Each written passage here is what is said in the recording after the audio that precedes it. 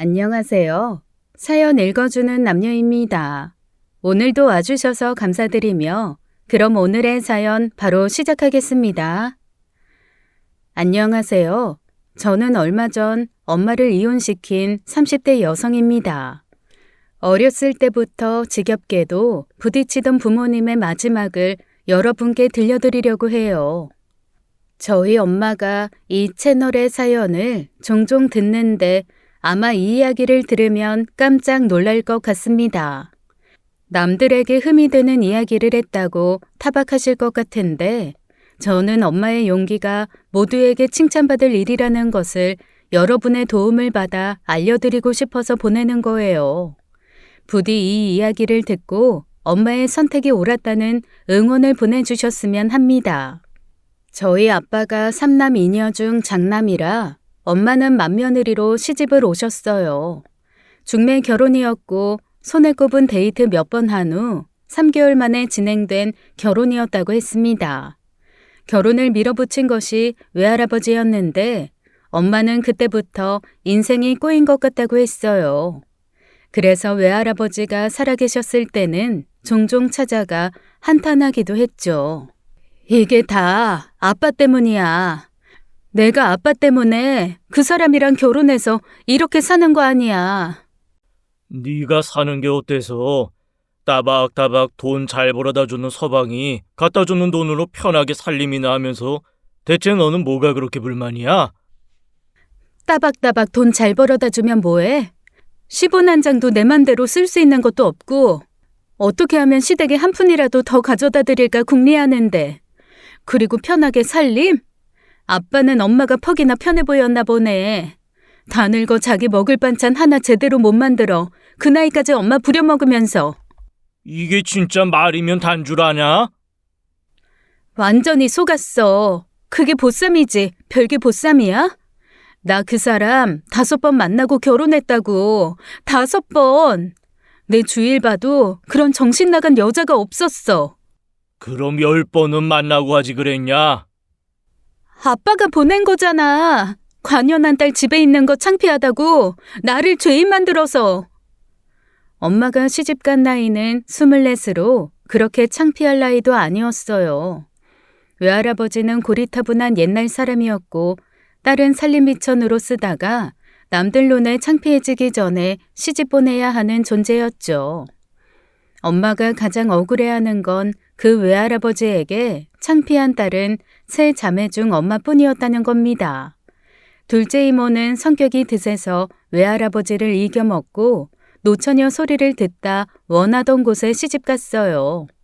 근데 막내 이모는 외할아버지께서 아무한테나 보내기 싫다고 이리 재고 저리 재다 28에 시집을 갔거든요. 막내는 그렇게 이것저것 다 재서 좋은 사람한테 보냈으면서 속된 말로 자긴 대충 고추 달린 사람만 찾아 보낸 것 같다고 원망했습니다. 저희 아빠는 그냥 그 시절 평범한 가부장적인 남자였어요.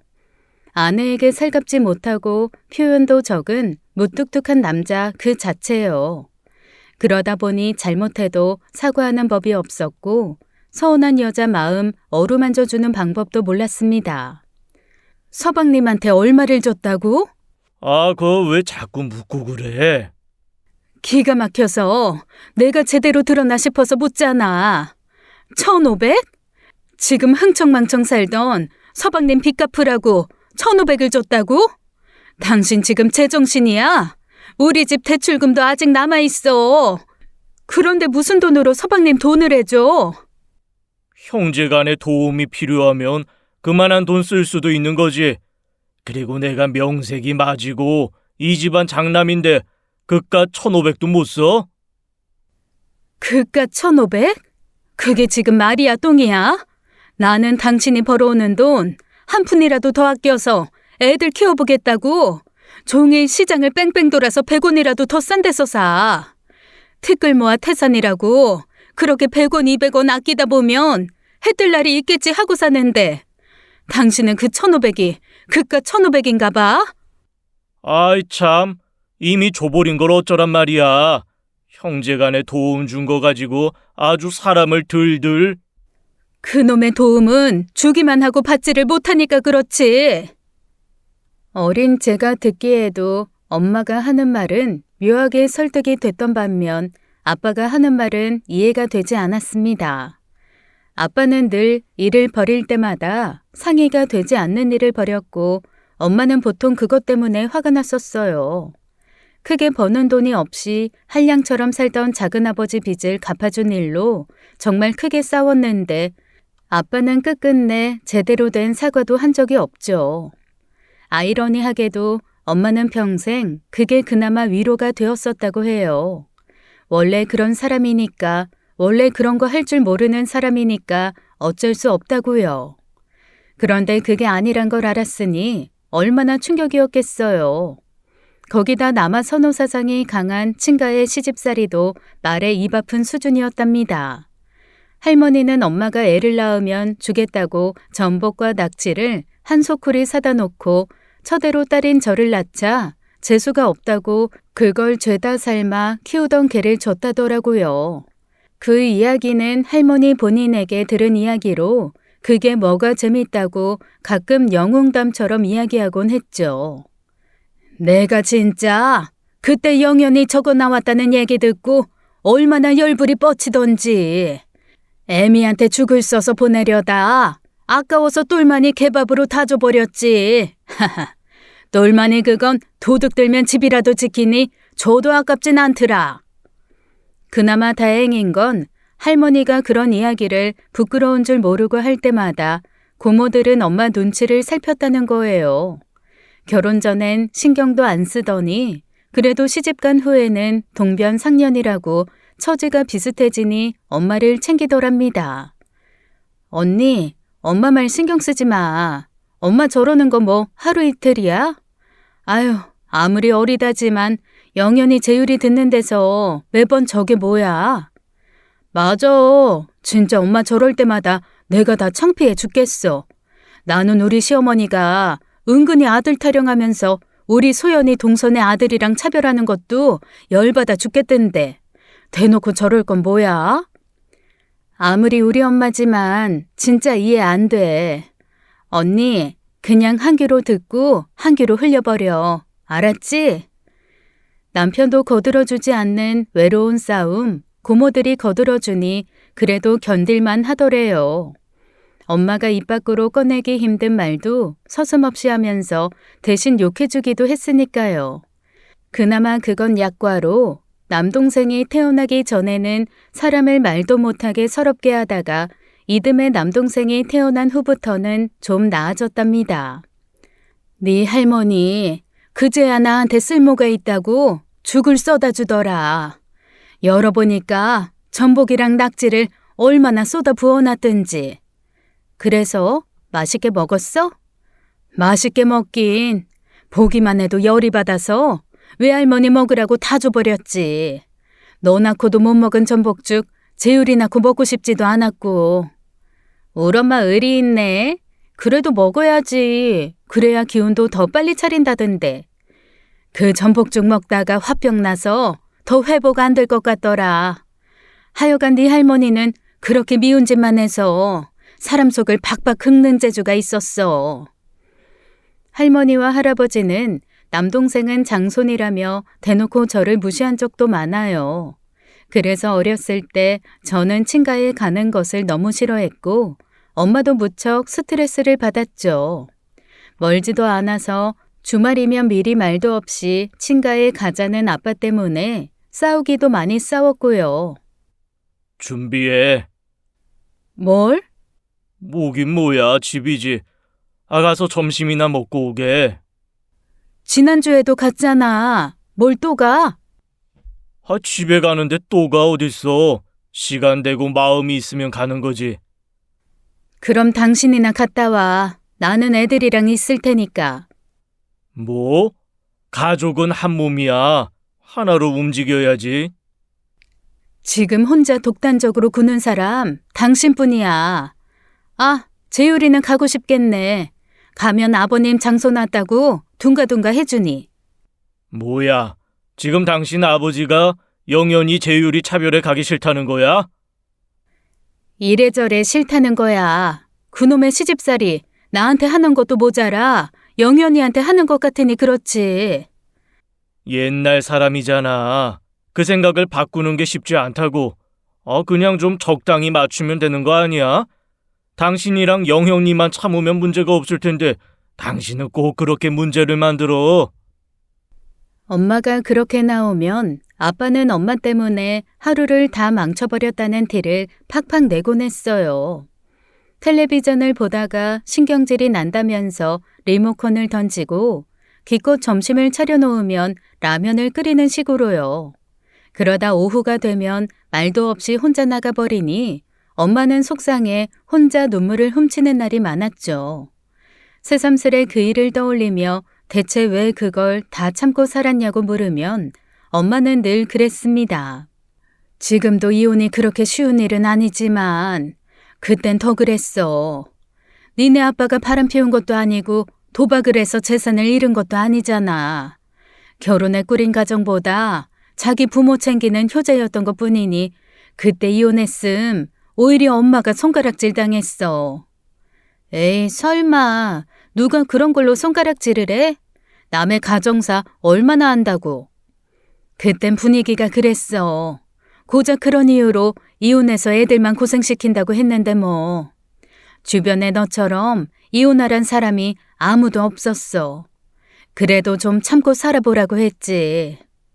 엄마는 지금 생각해보면 그냥 때가 아니었던 것 같다고 했습니다. 그럼에도 두 사람 사이에 이혼 이야기가 오간 적이 있는데 그건 다름 아닌 제 입에서 나온 말이었어요. 사실 저는 기억이 없는 일인데 엄마 말로는 제가 7살 때였다고 했습니다. 여느 날과 다름없이 아침을 먹었다고 해요. 그런데 한창 밥을 먹던 제가 그러더랍니다. 근데 엄마, 이혼이 뭐야? 누가 그런 소리를 해? 유치원에서 윤서 엄마랑 아빠가 이혼한대. 그래서 같이 안 산대. 이혼하면 같이 안 사는 거야? 엄마랑 아빠가 이혼하면 같이 안 사는 거지. 그럼 왜 이혼하는 거야? 그거야. 윤서 엄마랑 아빠가 서로 사랑하지 않아서 그런가 보지. 서로 사랑하지 않으면 이혼하는 거야? 근데 왜 엄마랑 아빠는 이혼 안 해? 그때 묵묵히 안 들린 척 밥을 먹던 아빠도 머뭇거리며 저를 보더래요. 두 사람만이 아는 눈빛이 오고 갔고 엄마는 그때 어린 제게 뭐라고 대답해줘야 할지 몰랐답니다. 엄마랑 아빠도 사랑하지 않는데 왜 이혼 안 하는 거야? 제가 재차 묻자 아빠는 그냥 수저를 놓고 일어나 버렸대요. 엄마도 저보고 그냥 밥 먹으라며 대답을 피했고요. 그런데 그렇게 아빠가 출근하고 저와 남동생도 유치원을 보낸 뒤 생각해 보니까 그게 이상하게 자꾸 생각이 나더랍니다. 어린 제 눈에도 그게 보였나 싶어 부끄럽기도 하고 한편으론 화도 났대요. 자식들 앞에서 고작 이 정도밖에 안 되는 부모로 살게 됐다는 게요. 도저히 이건 아니다 싶어 그날 저녁 집으로 돌아온 아빠를 붙들고 대화하려고 했답니다. 영현 아빠, 나랑 이야기 좀 해. 무슨 이야기? 우리가 너무 애들 앞에서 교육적이지 못한 것 같아서 아침에 영현이 하는 소리 듣고 내가 심장이 철렁했어. 아무리 우리가 의견 충돌이 있어서 다툼도 있다지만 애들 앞에서 너무 못 볼 꼴 보이는 것 같아. 못 볼 꼴은 자기 혼자 다 보이면서. 뭐? 내가 뭐 당신한테 뭐라고 한 적 있어? 결국 당신이 먼저 나를 붙들고 달달볶음이 시작되는 일인데. 뭐야? 그럼 우리가 그렇게 싸우는 게 나 때문이라는 거야? 지금도 봐. 가만히 있는 사람 붙들고 시비 거는 것도 아니고 말이야. 하지만 역시나 아빠와는 대화가 잘 되지 않았고 큰 싸움으로 번진 것이죠. 자식들 앞에서 싸우는 부끄러운 부모가 되지 말자는 결심을 한 지 12시간도 채 되지 않아 벌어진 일이었어요. 그렇게 서로 심하게 말다툼을 한 엄마는 이성을 잃고 도저히 못 살겠다고 짐을 싸들고 나가버렸습니다. 그때는 어렴풋이 기억나요. 내가 뭐 아쉬워서 당신이랑 사는 줄 알아? 나도 됐다 이거야. 당신 같은 사람이랑 사느니 죽는 게 낫겠어. 엄마는 울면서 고래고래 소리를 지르며 짐을 싸들고 나섰고 놀란 저와 동생은 발을 동동 구르며 엄마를 붙들었습니다. 정말 필사적이었던 기억이 나요. 그때 엄마를 보내면 영영 못 볼 것 같다는 생각이 들었던 것 같습니다. 경기하듯 숨도 제대로 못 쉬고 울면서 못 가게 막았지만 엄마는 저희 남매를 뿌리치고 나가버렸죠. 뚝 그치고 방에 들어가라는 아빠의 으름장에 밤새 울다 잠들었어요. 꿈이었으면 좋았겠지만 다음 날 일어났을 때도 엄마는 없었습니다. 아빠는 대충 밥과 김치, 김을 꺼내 아침을 차려줬던 기억이 나요. 유치원 가기 싫다고 칭얼거리다 무서운 얼굴에 결국 가게 되었는데 동생이랑 같이 선생님 몰래 유치원 밖으로 나가버렸죠. 어디를 어떻게 헤매고 다니는지는 기억이 안 나요. 아빠가 외가에 전화해 저희 남매가 실종됐다는 소식을 전했고 그 소식이 엄마 귀에 들어가면서 엄마가 돌아온 것이죠. 어쩌다 보니 경찰서에 가게 됐고 입고 있던 유치원복 덕분에 빠르게 부모님에게 돌아갈 수 있었습니다. 영연아, 재율아. 엄마, 대체 어떻게 된 거야? 왜 유치원을 나가? 재율이랑 엄마 찾으려고. 엄마가 어디 간 줄 알고. 위험하게 동생 데리고 나가면 어떡해? 잘못했어요. 다시는 안 그럴게요. 어머님, 아이들도 많이 놀란 것 같으니 너무 다그치지 마시고요. 어머님도 그만 집으로 들어가세요. 가족들이 걱정하는데. 그렇게 엄마의 가출 소동도 우리 남매의 실종 소동도 일단락 되었답니다. 그래도 그 일이 부부 사이에 어떤 계기가 되긴 했는지 그 뒤로 부모님이 크게 싸운 기억은 없습니다. 싸워도 저희가 없는 곳에서 싸우자는 룰이라도 생긴 줄 알았어요. 그런데 엄마한테 물어보니 정말로 그날 이후로는 사소한 말다툼은 했어도 서로 잡아먹을 듯이 싸운 적은 없다더라고요. 그러자고 한 것도 아닌데 그냥 그런 규칙이 생겼던 것 같습니다. 그 뒤로는 무난하게 살았어요. 부모의 역할에 충실하며 35년을 사셨죠. 그리고 아빠가 정년 퇴직을 앞둔 어느 날이었어요. 시골에 영동이네 어머님 쓰던 밭 있잖아. 거기 왜? 거기 내가 살까 하는데 시골집도 싹 리모델링하고. 뭐하러? 뭐하러긴. 나 퇴직하면 시골집 들어간다고 했었잖아. 그냥 하는 소린 줄 알았지. 진짜 들어간다는 거야? 그 아무것도 없는 시골로? 아무것도 없긴 뭐가 없어. 차 타고 10분만 나가면 읍내가 있는데. 아니, 그러니까 차 타고. 아니다, 말을 말자. 하여튼 나는 갈 생각 없으니까 가고 싶으면 당신이 나가. 안 간다는 거야? 안 가지. 여기서 왔다 갔다 하면 모를까. 뭘 굳이 거기까지 들어가서 살아? 그게 무슨 귀촌이야. 어디 소풍 가는 것도 아니고. 그러니까 그 귀촌 당신이 하고 싶다고 했지. 언제 내가 하고 싶댔어? 아휴, 난 못해. 이렇게 편하게 살다가 어떻게 그 시골살이를 해? 시골 사는 게 어디 쉬운 일인 줄 알아? 얼마나 부지런 떨면서 살아야 하는데. 아빠의 귀촌 선언은 사실 처음 있는 일도 아니었습니다. 아빠는 전부터 종종 은퇴하면 시골 가서 살고 싶다는 이야기를 했었어요. 하지만 엄마는 요즘은 60대는 옛날 60대와는 달라서 계속 일을 해야 한다고 했죠. 시골에서 유유자적 되지도 않는 농사를 짓고 사는 삶을 살기엔 너무 이르다고요. 게다가 평생 도시에서 살았던 엄마는 시골에 들어가서 산다는 게 싫다고 했습니다. 차가 없으면 움직이지 못하는 시골의 삶에 맞지 않는다고요. 그만하면 알아들었겠다 싶었는데 아빠는 포기를 몰랐어요. 일부러 엄마 앞에서 시골에 사는 친구와 연락하며 어디를 얼마에 산다느니 거기에 뭘 심는다느니 하면서 살살 속을 긁었죠. 진짜 너네 아빠는 어쩜 자기만 생각하는 줄 몰라. 상의도 없이 혼자 제멋대로 저러면 좀 짜증나긴 하지. 그렇게 좋으면 혼자 갈 일이지 나는 왜 데려간대? 어이가 없어서 진짜. 말이 리모델링이지 너네 할머니 집 그거 손보려면 죄다 허물고 다시 지어야 하는데 지금 그럴 돈이 어딨냔 말이야. 너 내일 모레 시집 가고 재율이도 그냥 보낼 수 없어서 빠듯한데. 우리 결혼이야 우리가 알아서 할 테니까 걱정하지 말고 가기 싫으면 가지 마. 아빠가 가잔다고 갈 필요 없잖아. 그때까지만 해도 저는 그냥 엄마 기분에 맞춰주는 정도였습니다. 아빠의 귀촌으로 우리 가정에 큰 변화가 생길 거란 생각은 하지 않았거든요. 엄마가 싫다고 하면 아빠도 적당히 물러설 줄 알았고요. 그런데 그 갈등이 생각보다 길게 이어지더라고요.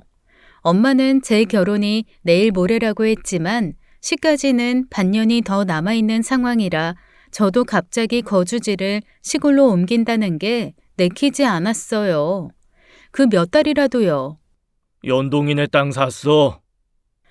기어이 샀어? 정말 당신 왜 그래? 아, 나도 평생 처자식 먹여 살릴 쓰면 이제 내가 하고 싶은 거 하면서 살 수 있는 거 아니야? 당신만 처자식 위해 살았어? 나도 당신이며 애들 키우느라 하고 싶은 거 하면서 산 적 없어.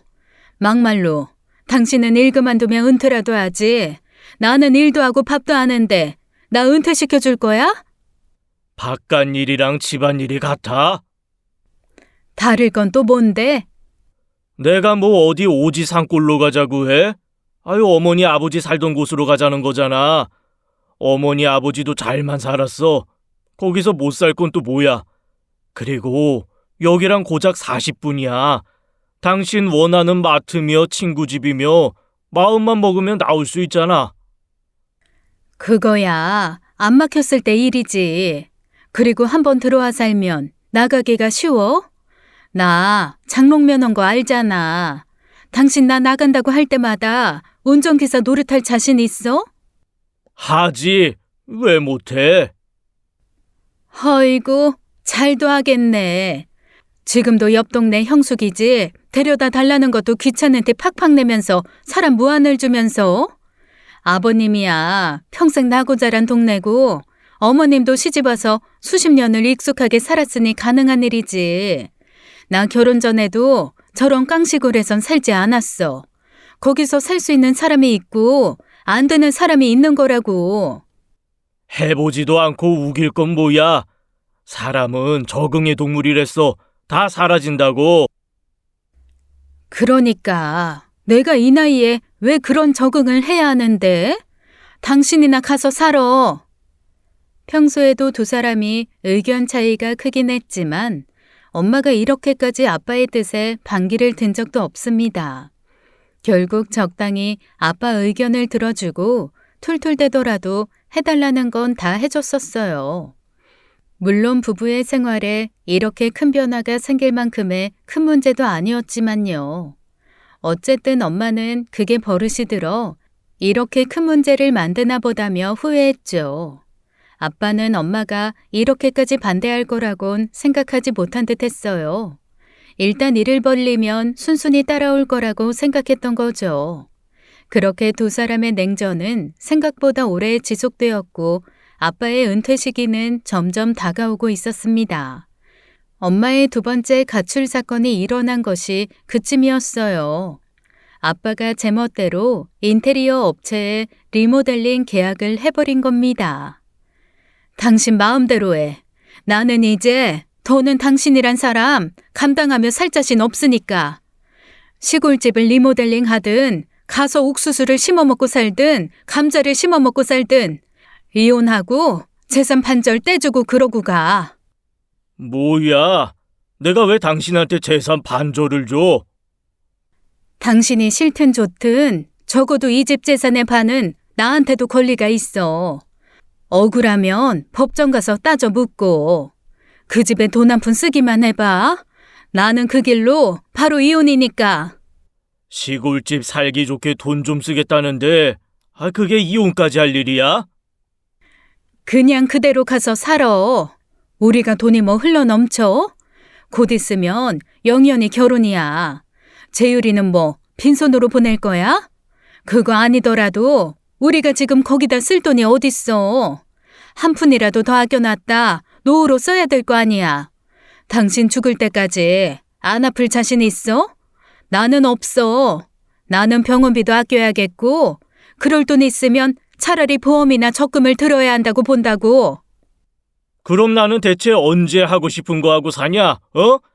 나 그거 시골 가서 어머니 아버지 산소 돌면서 농사 짓고 사는 거 그거 하나 하고 싶다는데 그걸 못 해줘서 지금 35년을 쇠가 빠지게 일만 한 서방한테 이혼 이야기를 해? 그러니까 그 쇠가 빠지게 한 고생은 너만 했냐고. 나 평생 우리 엄마 돌아가시기 전까지 제대로 만난 적도 없어. 명절이면 멀어서 안 된다. 차 막혀서 안 된다. 우리 집 멀다고 얼마나 찾아뵀냐. 너가 나 시켜서 네 부모 수발 들고 효도할 동안 너는 내 부모한테 뭘 했냐고. 어이 참나. 뭔 뚱딴지 같은 소리를 하고 있어. 갑자기 장인 장모님 이야기가 왜 나와? 그리고 뭐 너? 당신 지금 나한테 너라고 그랬어? 그래, 너라 그랬다. 그러면 안 되냐? 지 부모 외로운 거 먼저라고 주말마다 지겹게 시댁 가서 밥하게 만들고 평생 내 생일에 미역국 하나 끓여준 적 없는 양반이 자기 생일날은 아득바득 챙겨 먹고 당신이 밖에 나가 돈 벌어온 거 말고 대체 나한테 남편으로서 뭘 그렇게 해줬다고 큰 소리야? 밖에서 돈 벌어오는 게 뭐 쉬운 일인 줄 알아? 나도 벌어. 나는 은퇴할 생각도 없이 몸이 될 때까지 일하겠다잖아. 이거 진짜 가장 알기를 우습게 하니? 가장이 가장 같아야 가장 대접을 해주지. 가장 같은 소리 하고 있네. 됐고, 나는 당신 같은 사람이랑 더는 못 살겠으니까 그냥 이혼해. 나 아쉬울 거 없다고. 당신이랑 헤어지면 꼬박꼬박 밥상 차릴 일도 없을 거고 아버님 어머님 제사에 명절에 시동생들 시누이들 챙길 일도 없는데 아주 땡큐지. 잘 해봐 어디.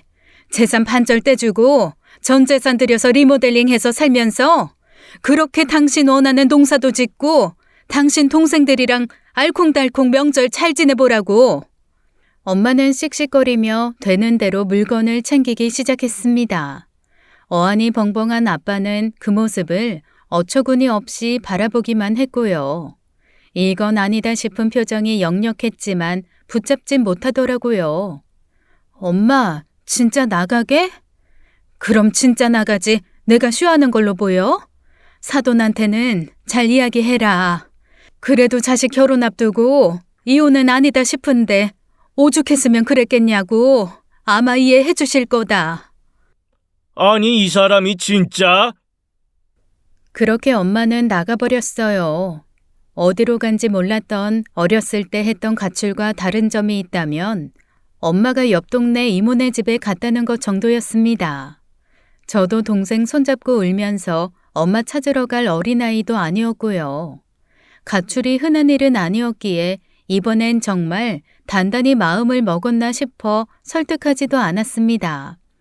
저나 남동생이나 이미 다 커서 부부 사이의 문제에 끼어들고 싶은 생각도 없었고요. 솔직히 그런 이유라면 엄마 편을 들어주고 싶은 마음이 컸죠. 아빠한테는 좀 미안한 말이지만 아빠가 집을 나갔으면 그 빈자리를 느끼기가 쉽진 않았을 거예요. 하지만 엄마가 집을 나가니 금세 빈자리가 티가 나기 시작했죠. 아이씨, 빨래를 돌려만 놓고 안 널면 어떡하냐? 빨래 쉰내가 아주 그냥. 무슨 소리야? 나 어제 야근하느라고 밤 늦게 왔는데 그럼 갔다 와서라도 널었어야지. 그럼 아빠가 널지 그랬어? 아빠는 나보다 빨리 와놓고 집에 와서 뭐 했는데? 뭐? 너 지금 나보고 빨래 널라 이거냐?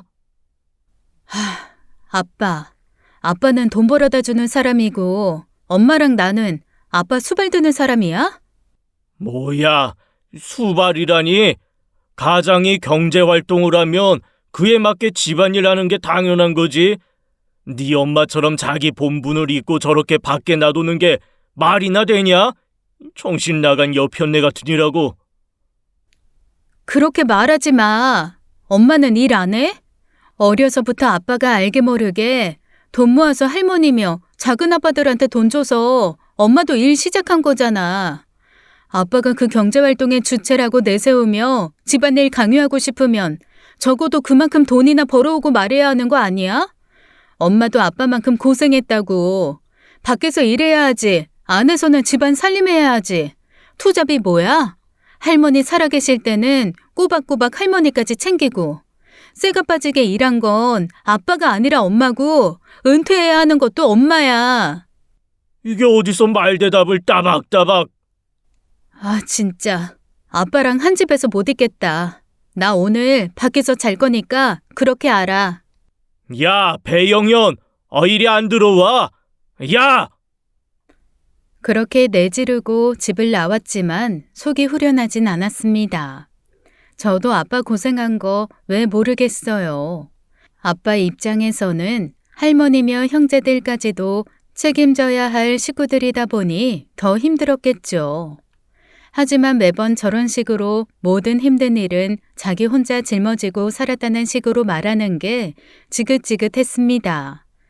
누가 보면 아빠가 벌어다 준 돈으로 식구들이 편하게 먹고 산 줄 알 거 아니에요. 실상은 전혀 그렇지 않은데 말이에요. 그렇게 외로운 싸움을 시작한 아빠는 그리 오래 버티지 못했습니다. 그 주에 할머니 제사가 있었는데 설마 안 오겠어 했던 엄마가 진짜 오지 않았거든요. 오빠, 언니랑 싸웠어? 그러게, 그 나이에 이혼당하고 싶어? 언니가 얼마나 화가 났으면 엄마 제사에 안 왔대? 오빠, 잘해. 이러나 저러나 같이 늙어가는 처지에 언니 마음 좀 알아주고 그래야지. 여전히 그 고집 부리면서 사는 거야? 나는 오빠 이혼해도 오빠 수발 들어줄 생각 없으니까 알아서 해. 우리 믿는 구석이라고 생각하지 말란 말이야. 이것들이 진짜 내가 너희한테 얼마나 잘해줬는데 그딴 식으로 나와? 미희, 찬미, 너네 둘 다 결혼한다고 내가 돈 보태준 거 잊었어? 아니 그거야. 뭐 고맙긴 하지만 나도 남편이며 자식들 있는데 이혼한 오빠 챙긴다고 하겠어?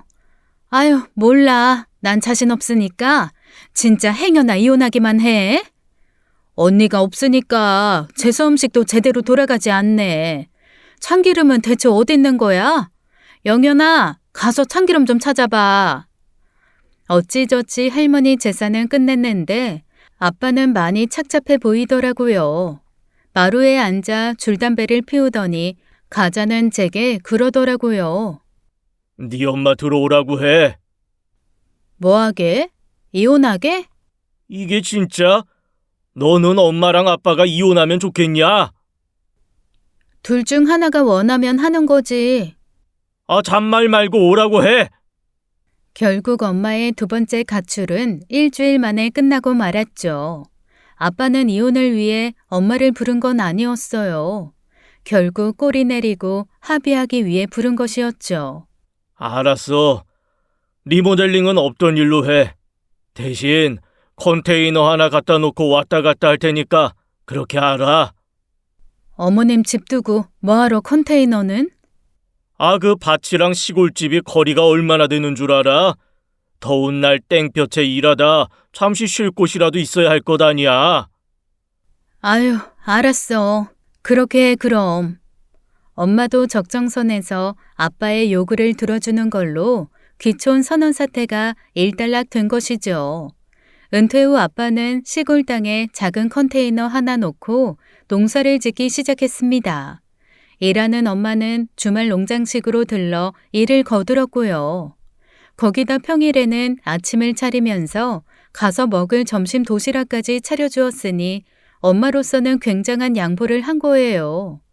솔직히 저 같으면 끝까지 이혼을 밀어붙여 협상의 여지도 안 줬을 것 같은데 오래 산 중년 부부란 무엇인가 싶더라고요. 그렇게 평화를 되찾나 싶었는데 시골 생활에 익숙해지는 아빠와 달리 엄마는 무척 힘들어했어요. 날이 더워지자 그늘도 없는 밭에 있자니 땀이 줄줄이라 밖에 있을 수가 없다더라고요. 그래서 한여름에는 좀 쉬겠다 선언한 거예요. 도저히 더워서 있을 수가 없어. 이게 보통 더위야? 당신도 적당히 해. 이 더위에 뭘 하겠다고 그래? 뭘 심어놔도 다 녹아버릴 날씨인데. 고추 다 타버린 거 못 봤어? 그래도 반 놀리면 가을 수확 힘들어. 그 옆에 감나무에도 매일 물 줘야 하고. 그럼 가서 물이나 주고 와. 뭘 거기서 하루 종일 있으래? 아이, 가봤자 에어컨 달린 컨테이너 안에서 종일 있으면서 무슨 불만이 저렇게 많아? 그래. 가봤자 할 일도 없는 나를 왜 그렇게 데려가려고 하는 거야? 그리고 뭐 당신이 그렇게 있는다고 나 편하게 해줘? 여기까지 와서 전기세 쓸 생각만 한다고 구시렁구시렁.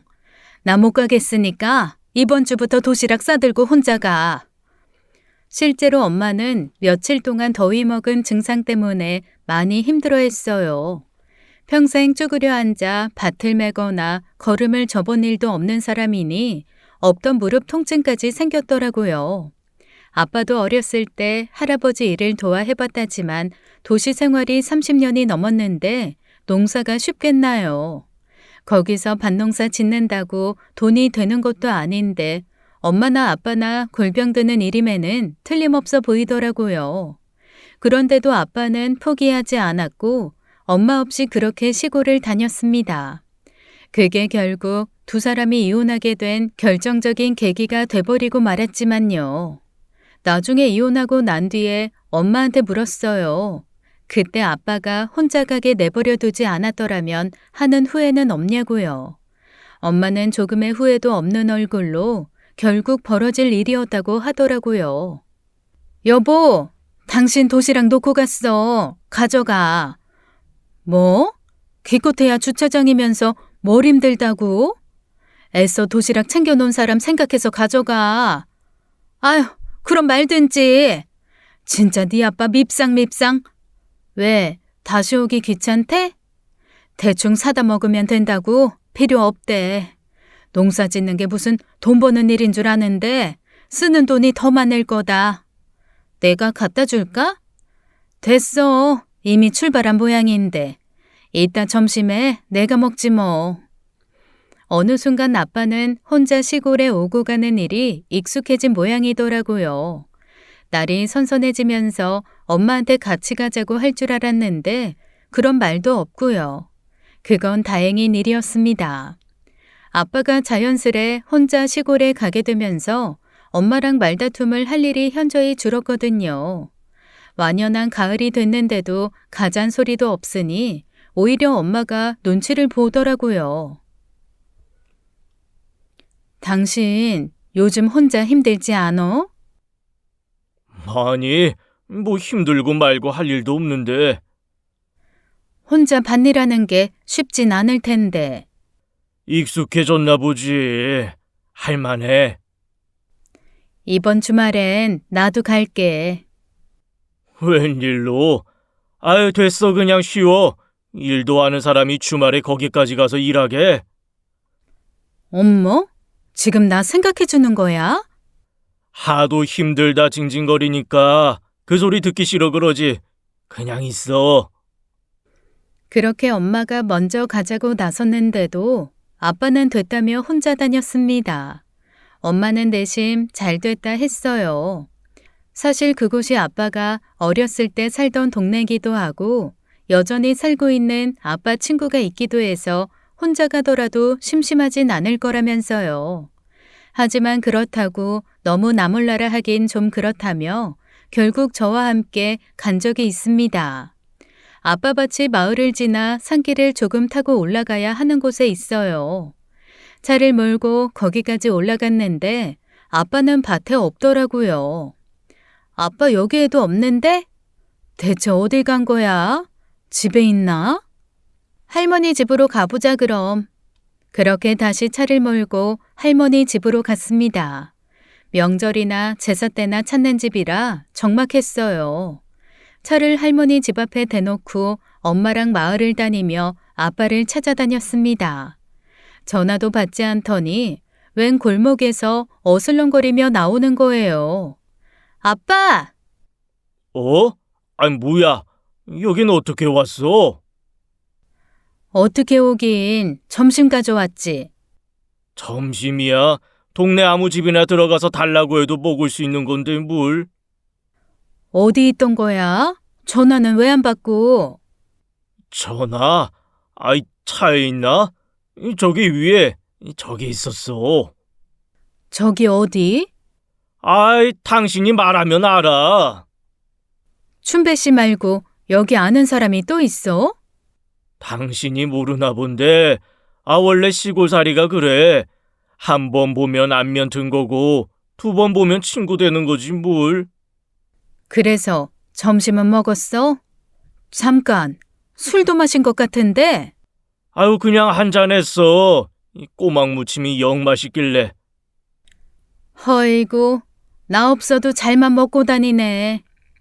아빠는 점심시간이면 이 집 저 집 기웃거리다 밥상이나 술상이 차려진 집에 들어간다고 했어요. 원래 시골살이는 누가 철판이 더 두꺼운지 내기하는 거라며 그렇게 가면 숟가락 하나는 더 놔준다면서요. 제가 보기엔 아무리 그래도 민폐 같았지만 아빠가 그렇다니 그런가 보다 했습니다. 엄마도 내심 매번 도시락 걱정할 필요 없겠다 좋아하기도 했고요.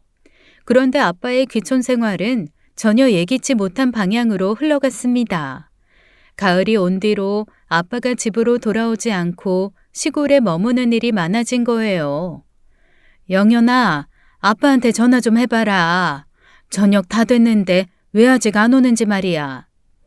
저녁 먹을 시간이 훌쩍 지났는데도 왜 안 오나 하면 10중 8구 자고 오는 날이었어요. 아빠, 왜 안 와? 저녁 안 먹어? 아빠 한잔해서 못 가. 또 술 마셨어? 집에 올 생각을 하고 술은 마시지 말아야지. 시골집도 있는데 뭔 문제야. 그냥 자고 가면 되지. 아무튼 그렇게 전해 엄마한테. 미리 이야기나 해주든지 말도 없이 저녁상을 다 차려놓았는데 자고 온다니까 엄마 입장에선 화도 나죠. 결국 국을 데우던 엄마는 김 빠진다는 듯 짜증스럽게 들고 있던 행주를 집어 던졌습니다. 아휴, 농사는 무슨 내가 그럴 줄 알았지. 밤낮 없이 놀면서 친구들 만나 술이나 마시려고 귀촌 노래 부른 거야. 이번 달만 해도 벌써 몇 번째래? 아님 은근히 시위하나? 생각이 바뀌어서 시골살이 하고 싶다고 하는 걸 수도 있잖아. 1년 내내 거기서 자고 온데도 내가 그 집에 들어가 살 일은 없을 테니 알아서 하라 그래. 어이구, 미리 말이나 하든지. 사람 개고생 시키는 것도 아니고. 영연이 너나 얼른 와서 먹어.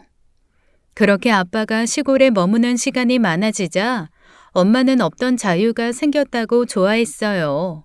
그렇다고 마냥 좋아하기만 한 것도 아니고 이젠 도시락이 아니라 일주일치 반찬을 싸다 줬습니다. 아빠가 안 올 때는 제가 가서 준 적도 있어요. 그날도 그랬습니다. 아빠가 나흘째 집에 들어오지 않던 날이었는데 엄마가 김치 떨어질 때 됐을 거라며 시골집에 넣어주고 오라고 시킨 거예요. 그래서 엄마가 바리바리 싸준 반찬을 가지고 시골집 냉장고에 넣어놓고 온 김에 아빠를 보고 가려고 밭에 갔는데 없었습니다.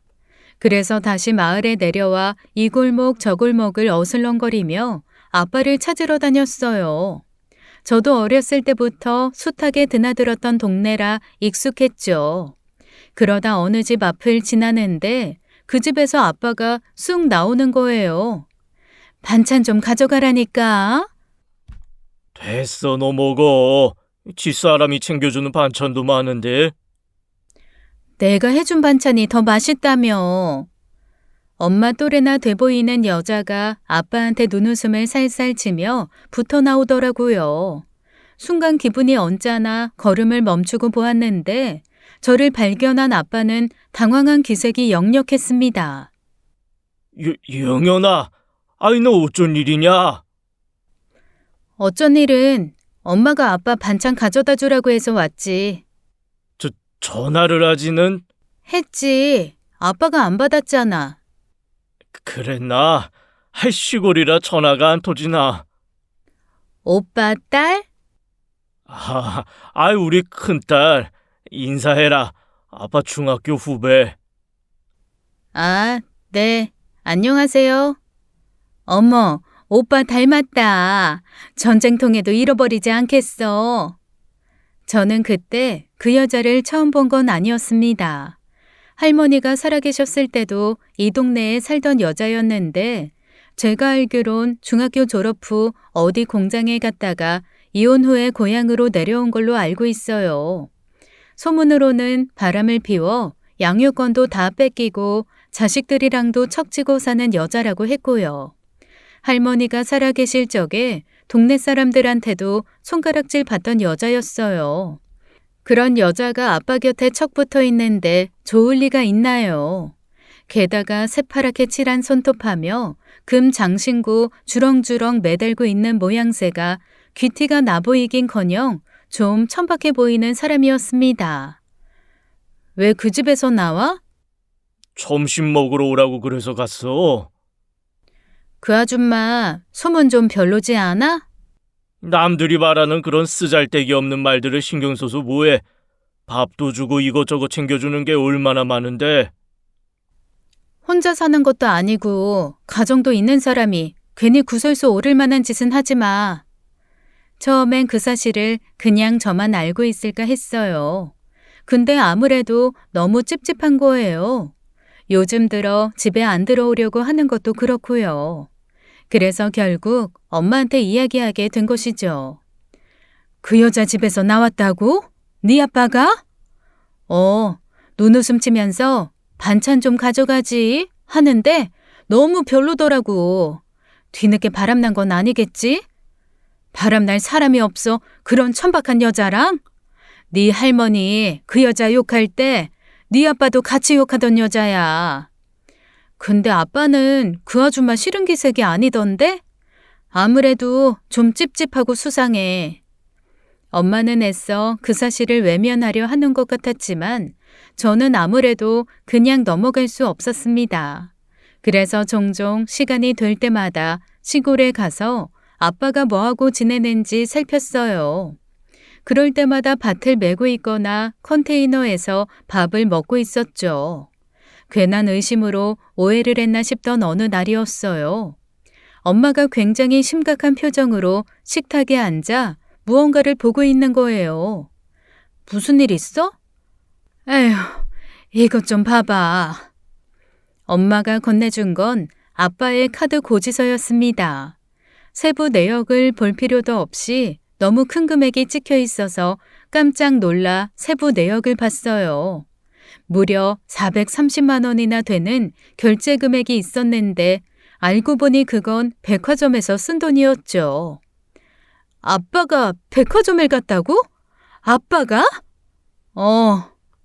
평생 백화점은 화장품 냄새 때문에 머리 아파서 가기도 싫다던 사람이? 이 정도면 어디 명품관 들어간 거 아니야? 그럴지도 모르지. 가만, 그러고 보니 곧 엄마 생일 아니야? 어머, 혹시 엄마 생일이라고? 참나, 말도 안 되는 소리를. 저는 혹시나 싶었지만 엄마는 웃기지도 말라며 콧방귀를 뀌었어요. 네 아빠, 내 생일에 미역국은커녕 껌한 개도 준 적이 없는 사람이야. 근데 갑자기 나한테 이렇게 큰 돈을 쓴다고? 그것도 정신 나간 여자들이나 들고 다닌다고 했던 명품을? 그럼 설마 다른 여자한테 주려고 샀다는 거야? 잠깐만, 혹시 그 아줌마 아니야? 누가 됐든 내가 아니라는 건 분명하지. 아, 기가 막혀서. 지금 아빠 바람난 거야, 설마?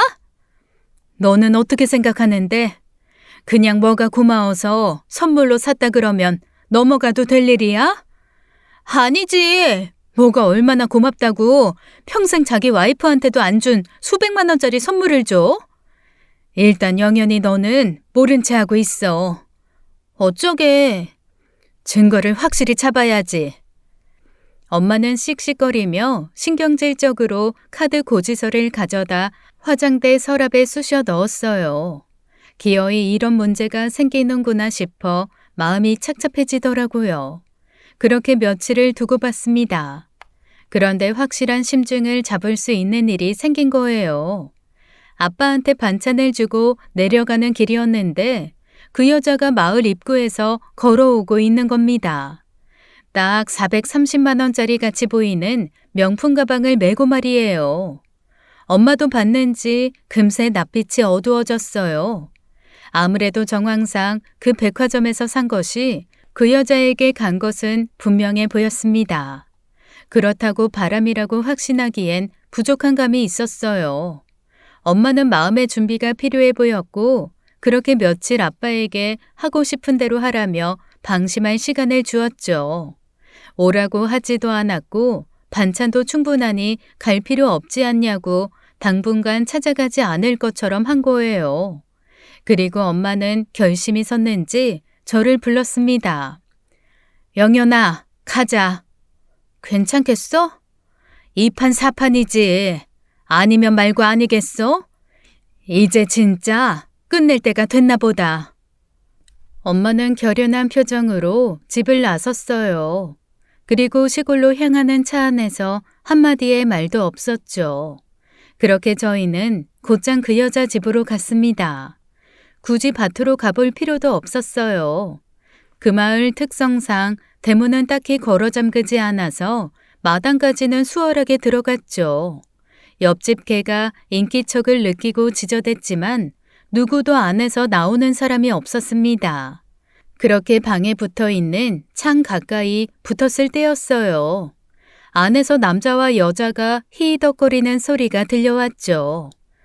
헉하게 하는 낯뜨거운 소리와 더불어서요.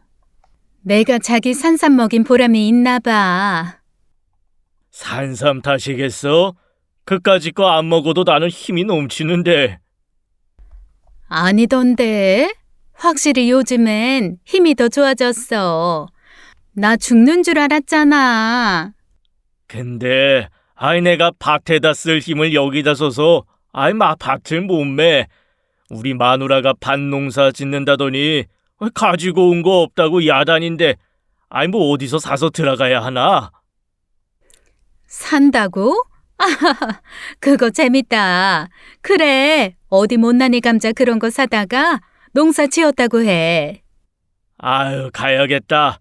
뭘 사서 들어가든 농사 흉내는 내야지. 벌써 가게? 아, 더 이따 가지. 가서 물도 줘야 하고 오늘은 집에 들어가 봐야지. 너무 안 들어가도 의심한다니까.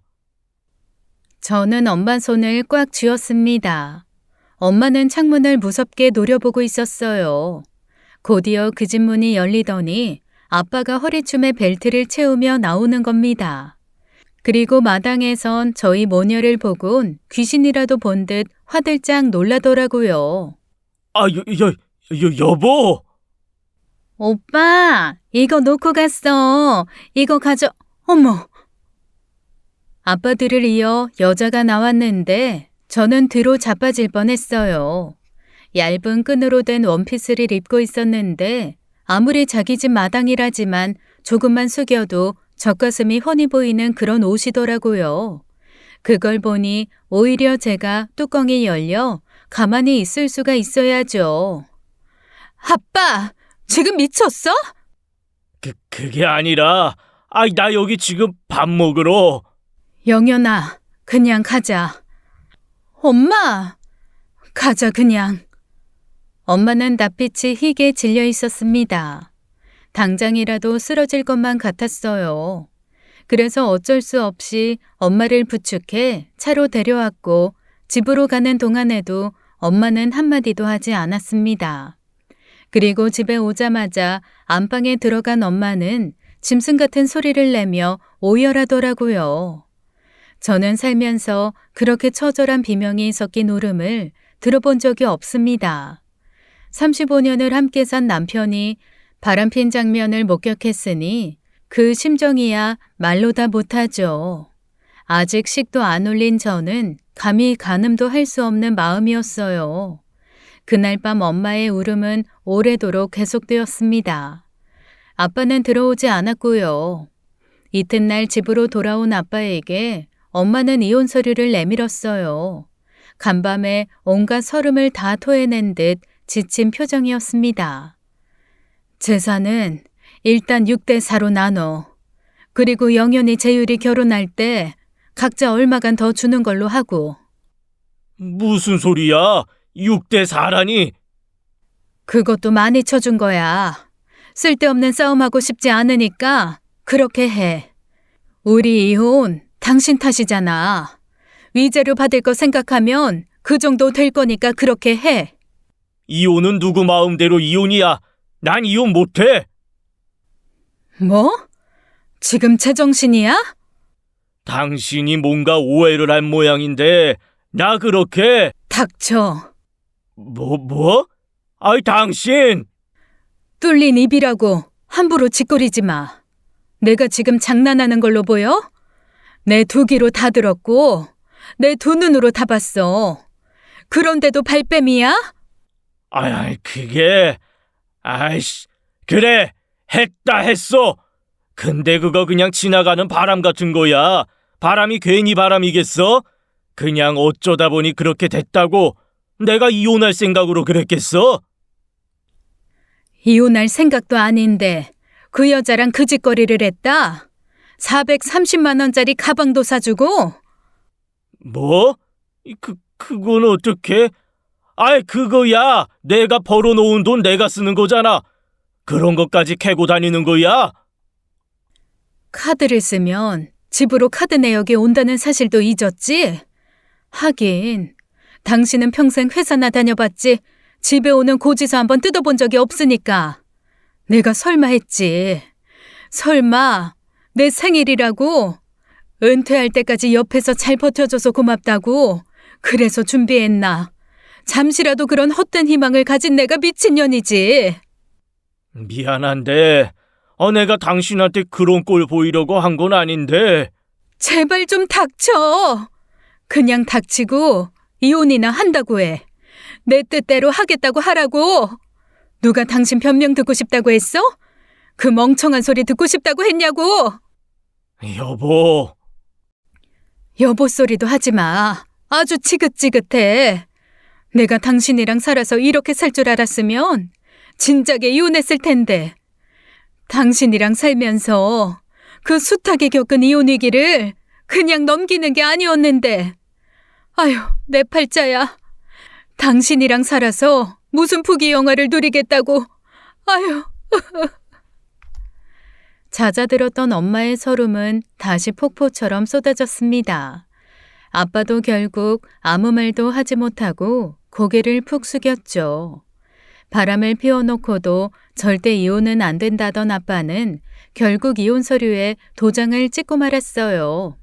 그렇게 두 사람은 35년간의 부부 생활의 종지부를 찍었습니다. 참 허무하리만큼 간단하더라고요.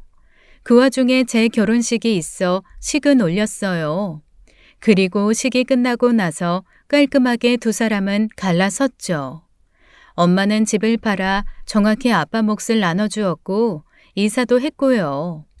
그렇게 된 후 엄마 혼자 있는 게 신경 쓰여 종종 엄마 집에 갔는데 엄마가 넋을 놓고 있다가 그러더라고요.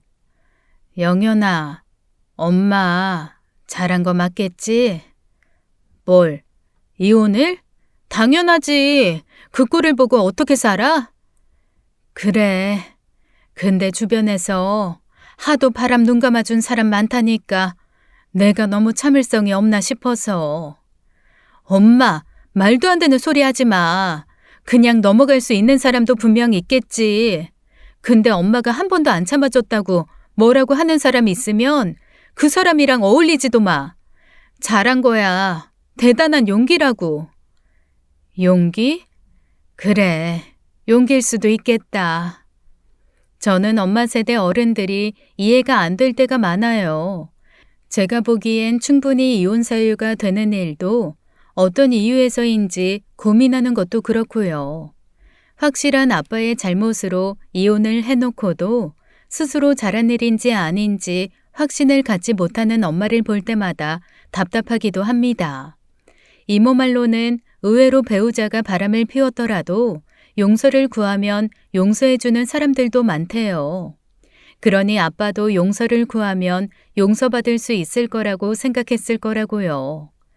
35년으로 부부로 산 세월은 그게 잘 안 될 수도 있다더라고요.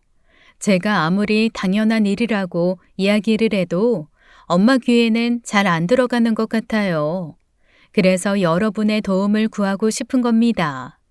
용서했어야 할 일이 아니라 용기를 내 결단을 내렸어야 할 일이었다는 것이라고요. 그러니 아주 잘한 일이고 앞으로 제2의 인생을 즐기시라는 응원을 해주시면 감사하겠습니다. 더불어 엄마와 같은 사정을 지닌 분들에게도 말씀드리고 싶어요. 용서가 아니라 용기를 내라고 말이에요. 지금까지 사연 읽어주는 남녀였습니다. 끝까지 시청해주신 여러분 감사드리며 저희는 다음 사연으로 돌아올게요. 감사합니다.